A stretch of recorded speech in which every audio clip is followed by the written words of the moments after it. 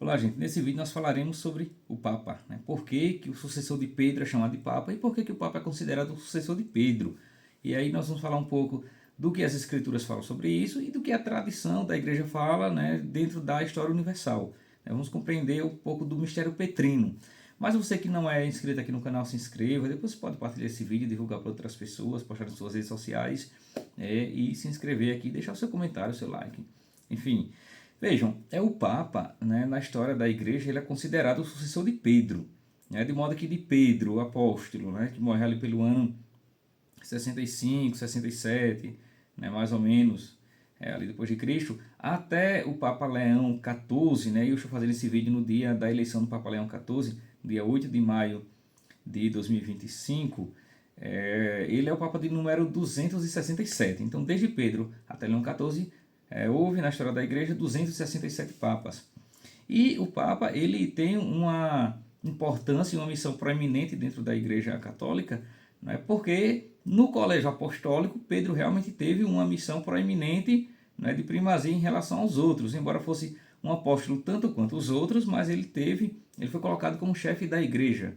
E aí vamos ver um pouco do fundamento bíblico e depois historiográfico, né, histórico, sobre o ministério de Pedro e da sua sucessão, que no caso o Papa. Veja, lá no Evangelho segundo Mateus, no capítulo 16, versículo 18, Jesus pergunta a Pedro, né, e pergunta aos 12, na verdade, né, quem as pessoas estão dizendo que ele é, né, o que pensar acerca do Messias. E aí eles dão algumas respostas, uns dizem que você é um dos profetas. Aí Jesus pergunta, e vocês, quem dizem, né, o que vocês dizem que eu sou? Aí Pedro toma a palavra e diz, tu és o Cristo, o Filho do Deus vivo. Aí veja, ali Jesus vai dizer uma palavra, né, importantíssima para compreender tanto, né, a igreja quanto o próprio ministério de Pedro. Ele diz assim, no versículo 18, né, capítulo 16, versículo 18, tu és Pedro, e sobre esta pedra edificarei a minha igreja. Veja, tu és Pedro, e sobre esta pedra edificarei a minha igreja. É importante aqui ter presente, gente, que o nome de Pedro não era Pedro. O nome de Pedro, né, o nome, né, civil de Pedro era Simão. Quando Jesus o conheceu, ele era Simão, um pescador da Galiléia, era Simão. Só que quem vai mudar o nome de Simão para Pedro é Jesus. E isso aparece no Evangelho segundo João, no capítulo 1, no versículo 42. Vejam, está escrito, e levou até Jesus, né? Levou André, porque é André, o irmão de Pedro, quem apresenta ele a Jesus. E levou até Jesus. E disse-lhe, fixando nele o olhar, Jesus disse-lhe, tu és Simão, o filho de João. Tu has de chamar-te Cefas, que quer dizer pedra. Jesus ele muda o nome de Simão para Pedro, para pedra, Cefas, né? Kefas, Petra em grego, né? Kefa em hebraico. Gente, biblicamente tem um sentido importante mudar o nome. Mudar o nome quer dizer dar uma nova missão, ou conferir uma nova missão. Toda vez que se muda o nome de alguém na escritura, está dando a ele uma nova missão. Como, por exemplo, lá no comecinho, lá no livro de Gênesis, quando muda o nome de Abrão para Abraão. Está dando a ele uma missão de ser pai de uma multidão. E sempre que se muda um nome na escritura, isso é muito comum, conferir uma nova missão. Então, a missão de Simão agora vai ser a missão de ser pedra, né, de ser pedra. E isso concorda com o que está escrito no Evangelho segundo Mateus, capítulo 16, versículo 18. Quando ele diz, olha, tu és pedra, né, e sobre esta pedra edificarei a minha igreja. Veja, a igreja é de Cristo, mas está edificada sobre Pedro. Pedro não é sobre Simão, ele é a pedra da igreja, tá certo?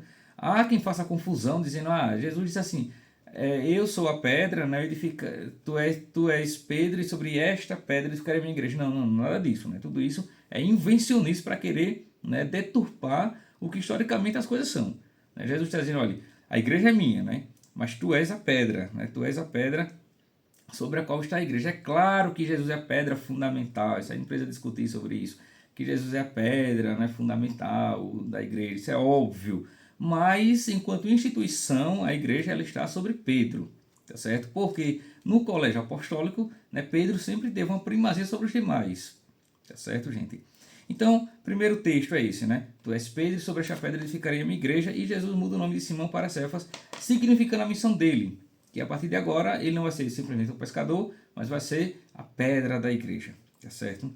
Bom, então Pedro, ele desde a ressurreição, é que Pedro ele vai tomar um lugar de primazia, porque esse lugar foi dado pelo próprio Cristo. Aí Pedro, né, e aí a gente entra já um pouquinho na história, Pedro ele vai ficar ali em Jerusalém até a vinda do Espírito Santo, em Pentecostes, depois ele começa a também evangelizar pelo mundo. E a princípio ele vai para Antioquia, que fica ao norte, né, da Palestina. E de Antioquia, ele passa um tempo em Antioquia como bispo de Antioquia. A palavra bispo quer dizer, não é guardião, supervisor, né, como guardião da fé ali daquela comunidade nascente. E de Antioquia ele vai a Roma e fica em Roma até a sua morte, que vai se dar mais ou menos pelo ano 65 ou 67 talvez. E depois da morte de Pedro, né, aqueles que vão suceder, aqueles sucessores de Pedro em Roma, eles vão ser desde, né, a igreja antiga ainda chamada de Papa. Aqui pode significar duas coisas. O Papa, né, uma derivação do nome Pater, mesmo, né, de papai, né, seria uma forma carinhosa de chamar o bispo de Roma, né, de pai, de papai. Ou também, né, uma nomenclatura antiquíssima, né, que explica mais ainda, né, o porquê do sucessor de Pedro ser chamado de Papa, que é o fato disso ser uma sigla. A palavra Papa, na verdade, é uma sigla, é um acrônimo, né? É PAPA. Né? Então, o primeiro P é Petrus, isso é dito em latim, é Petrus Apóstolos, né? PA, né? PA. Aí o último PA, Petrus Apóstolo Princeps Apostolorum, ou seja, Pedro Apóstolo, o primeiro dos apóstolos, ou príncipe dos apóstolos. O príncipe no sentido de ser o primeiro dos apóstolos, né? Ser aquele que tem a primazia. E essa primazia de Pedro, ela está já dada, né? Já está mencionada desde o comecinho em alguns escritos, né? Sobretudo nas cartas de Santo Inácio de Antioquia, que foi sucessor de Pedro em Antioquia, na Síria. Tem uma carta de Pedro aos romanos, ou melhor, uma carta de Inácio de Antioquia aos romanos, que Inácio ele está ali no finzinho do século I, gente, viu? Finzinho do século I e início do século II, pelo ano 100, 107, 110, mais ou menos isso. Então Inácio, que foi um mártir em Roma, ele escreve uma carta aos romanos, reconhecendo a primazia da igreja de Roma. Quando ele diz assim, olha, eu vou ler aqui um trechinho da carta de Inácio de Antioquia aos romanos. A igreja amada e iluminada pela vontade daquele que quis tudo o que existe, segundo a caridade de Cristo, nosso Deus, a igreja que preside na região dos romanos, digna de Deus, venerável, bem-aventurada, louvável, digna de triunfo, a essa igreja pura, posta na presidência da caridade, seguidora da lei de Cristo e adornada com o nome de Deus. E aí segue toda uma narrativa. Ele chama a igreja de Roma como a igreja que preside na caridade, a igreja que preside no amor, aquela que tem a presidência no amor, né, no amor cristão, no amor confraterno. Veja, não somente Inácio, tem vários testemunhos antiquíssimos, né, do século I e II, que reconhecem a igreja de Roma como aquela que tem a presidência das outras igrejas, das outras dioceses. Quando a gente fala igreja no plural, não quer dizer igrejas separadas não, viu gente? Quer dizer dioceses, né? Tudo dentro da única igreja de Cristo, tá certo?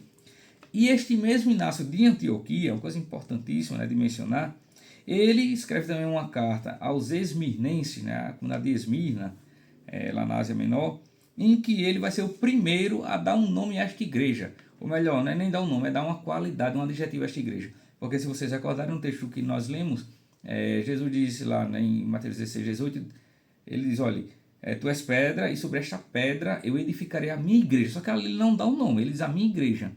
E de fato a igreja de Cristo ainda hoje não tem nome. Agora ela vai receber um adjetivo, né, um qualificativo, já pelo ano 107 ou 110, que foi dado por Inácio de Antioquia. E aí eu vou ler esse trechinho da carta de Inácio aos Herminenses, quando ele diz assim, olha, a comunidade se reúne onde estiver o bispo, e onde está Jesus Cristo está a igreja católica. Olha só, gente, onde está o bispo, né, onde estiver o bispo, ou melhor, a comunidade se reúne onde estiver o bispo, e onde está Jesus Cristo está a igreja católica. A palavra católica, gente, é a palavra de origem grega que significa universal, ou também significa segundo a totalidade. Universal no sentido que a igreja ela é para todos, ela está aberta para todos, né, para todo o universo das pessoas. E também segundo a totalidade, porque nela está os meios necessários da salvação, a totalidade da revelação e a totalidade da verdade, revelada por Cristo.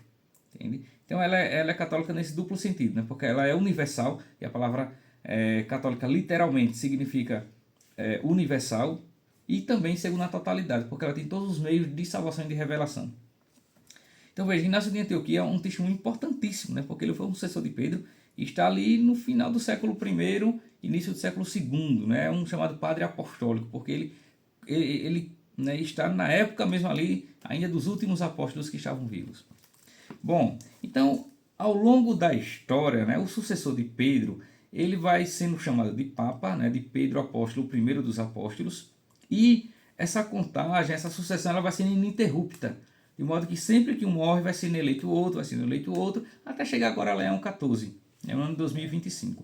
A sucessão apostólica, né, a sucessão petrina, né, o ministério do Papa, é um dos grandes, né, indicativos, né, que comprovam a historicidade da Igreja Católica como sendo a igreja ali que vem da época de Cristo e dos apóstolos. Porque todas as outras igrejas, sejam ortodoxas, né, que se dividem ali da Igreja Católica no ano de 1054, sejam as igrejas protestantes, que começam apenas 1500 anos depois, né, pelo ano de 1517, antes disso tudo, o que havia era somente a Igreja Católica. Né? Então, isso é fato histórico. Né? Quem quer que diga diferente disso, né, está cometendo um grandíssimo equívoco ou um auto-engano muito grande. Né? Enfim, então, isso é uma verdade tanto bíblica quanto uma verdade histórica mesmo. Não tenho que discutir sobre isso. E, além disso, gente, o nome dos papas, todos eles são conhecidos, né? Na história. Alguns aparecem até na Bíblia, inclusive. Né? Pelo menos dos 3 primeiros papas aparece ainda na Escritura.